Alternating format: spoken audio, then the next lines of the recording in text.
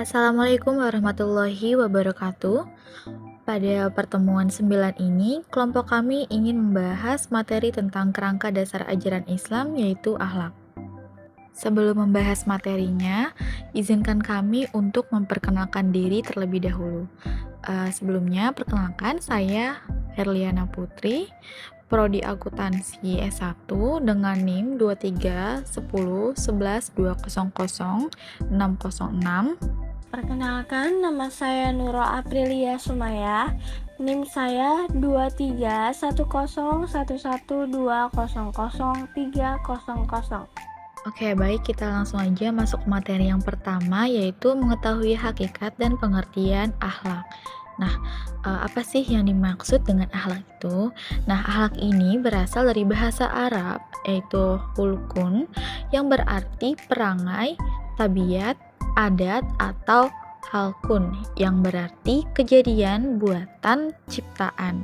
Jadi, secara etimologi, akhlak ini berarti perangai, adat, tabiat, atau sistem perilaku yang dibuat.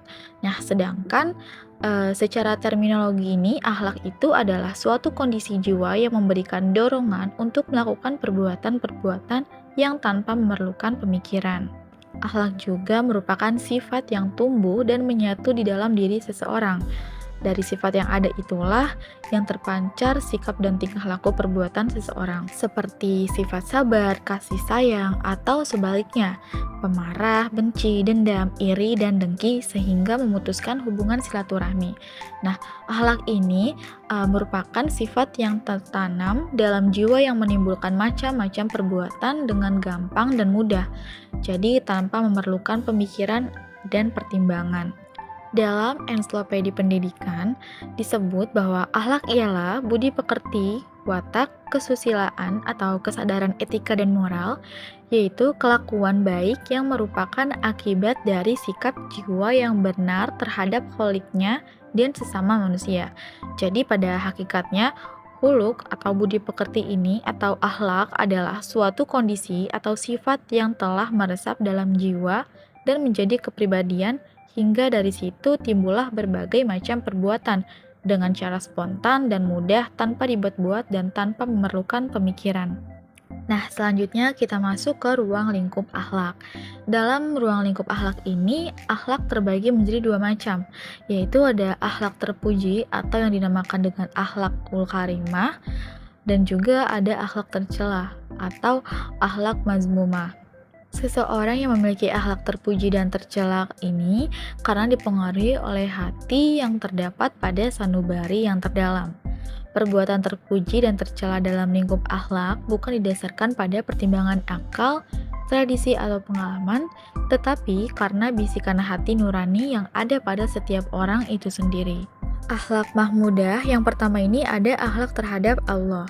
Nah, akhlak terhadap Allah ini bisa kita artikan sebagai sikap atau perbuatan yang seharusnya dilakukan oleh manusia sebagai makhluk kepada Tuhan sebagai kholik. Banyak cara yang dapat kita lakukan dalam berakhlak kepada Allah dan kegiatan menanamkan nilai-nilai akhlak kepada Allah yang sesungguhnya akan membentuk pendidikan keagamaan.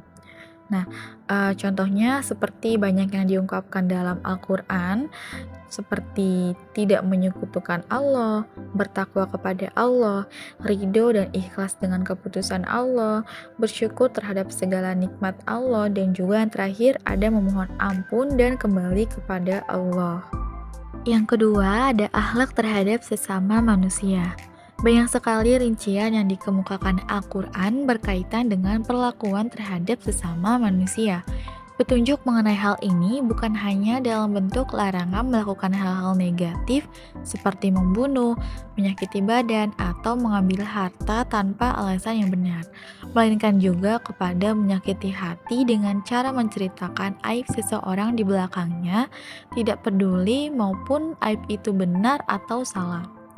Nah, di sisi lain, Al-Quran juga menekankan perilaku sopan santun dalam kehidupan sehari-hari. Yang pertama, tidak masuk ke rumah orang lain tanpa izin. terdapat di dalam Quran Surat An-Nur ayat ke-27. Yang kedua itu berkata jujur dan benar. Ini terdapat di Quran Surat Al-Ahzab ayat 70. Selanjutnya ada jangan memanggil seseorang dengan sebutan yang buruk. Terdapat di dalam Quran Surat Al-Hujurat ayat 11-12. Lalu yang keempat itu pemaaf atas kesalahan atau dosa orang lain. Ini terdapat di dalam Quran Surat Al-Imran ayat 134. Dan yang terakhir, menolong orang lain yang membutuhkan. Adapun nilai-nilai kemanusiaan yang hendaknya dipertimbangkan antara lain seperti silaturahmi, persaudaraan, persamaan, adil, baik sangka, tawadud, tepat janji, lapang dada, amanah, hemat, dermawan, dan nilai-nilai lainnya. Nah, yang terakhir ada akhlak terhadap lingkungan. Yang dimaksud dengan lingkungan di sini adalah segala sesuatu yang di sekitar manusia, baik binatang, tumbuh-tumbuhan, maupun benda-benda tidak bernyawa.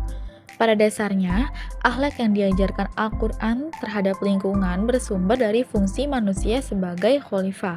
Kekhalifahan menuntut adanya interaksi manusia dengan sesamanya dan terhadap alam. Kekhalifahan itu sendiri mengandung arti sebagai pengayoman, pemeliharaan, serta bimbingan agar setiap makhluk mencapai tujuan penciptaannya. Binatang, tumbuh-tumbuhan, dan benda-benda tidak bernyawa semuanya diciptakan oleh Allah dan menjadi miliknya, serta semuanya memiliki ketergantungan kepadanya. Keyakinan ini akan mengantarkan seorang muslim untuk menyadari bahwa semuanya adalah umat Tuhan yang harus diperlakukan secara wajar dan baik. Jangankan dalam kondisi damai, dalam satu peperangan pun terdapat petunjuk Al-Quran yang melarang melakukan penganiayaan. Jangankan terhadap manusia dan binatang, bahkan mencabut atau menebang pepohonan pun dilarang. Kecuali jika terpaksa, itu pun harus izin Allah, dalam artian harus sejalan dengan tujuan-tujuan penciptaan dan demi kemaslahatan bersama. B. Akhlak madmumah. Akhlak yang tercela atau akhlak madmumah secara umum adalah sebagai lawan atau kebalikan dari akhlak yang baik. Namun, ajaran Islam tetap membicarakan secara terperinci dengan tujuan agar dapat dipahami dengan benar dan dapat diketahui cara menjauhinya. Beberapa macam akhlak tercela di antara berbohong, takabur, dengki, bakhil, dan lain-lain. Manfaat mempelajari akhlak. Sebagian manfaat dan tujuan dari mempelajari ilmu akhlak adalah 1. Mempersiapkan manusia-manusia yang beriman yang selalu beramal soleh. Tidak ada sesuatu pun yang menyamai amal soleh dalam mencerminkan akhlak mulia ini.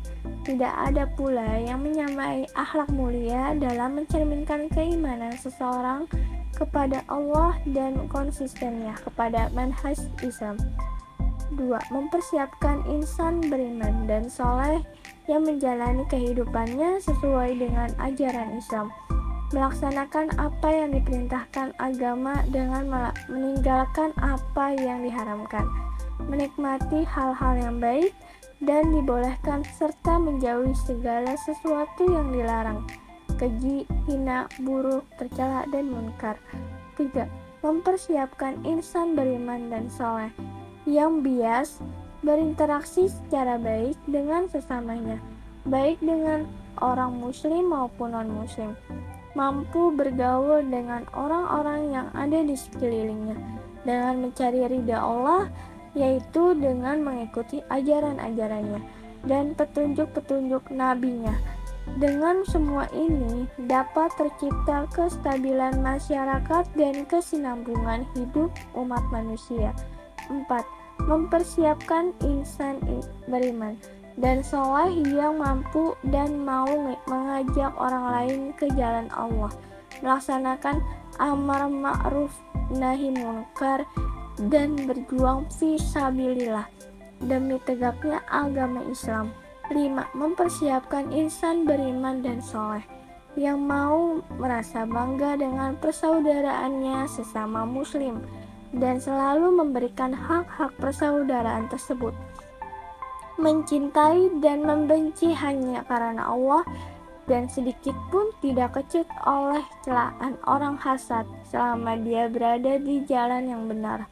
6. Mempersiapkan insan beriman dan soleh yang merasa bahwa dia adalah sebagian dari seluruh umat Islam yang berasal dari daerah, suku, dan bahasa, atau insan yang siap melaksanakan kewajiban yang harus ia penuhi demi seluruh umat Islam selama dia mampu.